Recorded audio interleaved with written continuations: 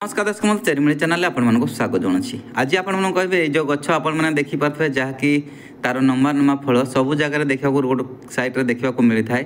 तो आपको या विषय गोटे मेडिसिन अच्छी कहि तो आपने वीडियो को शेष पर्यटन वाच करूँ। तो आपने देखिपे ये गचर फल नंबा नंबा होती जोटा कि बिरी भाया ये गचर ना हूँ कासंदी गच जोटा कि काशपाई बहुत प्रबुद्धशाली यार मुंजी बिरी पड़ी बाहर थाए।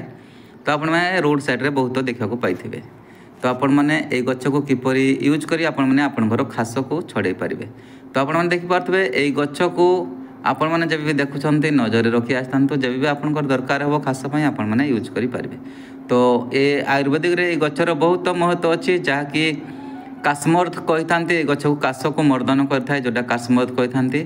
तो ये गच को आपण मैंने तार पत्र एवं डाल एवं फल को काढ़ा कर काश टाइम रे पी पारे। आउ पी सारापर आपने महू ता पछरे खाईपारे। आउ नचेत तार पाउडर आपण मैंने घिची आणतु गछ को सुखई पाउडर बने रखि था जब भी आप काश हो सकाळु सकाळु आपण मैंने से पाउडर को आपण मैंने अधा चामच भाया गरम पानी रे खातु देखिए आपंकर खास ठीक हो पछरे आपण मैंने निहाती महू खाइबे। तो आपने देखी नहीं था ये गछ को जब भी आप दरकार हो आप यूज करें। तो आज विदाय दिंतु। नमस्कार, जय जगन्नाथ।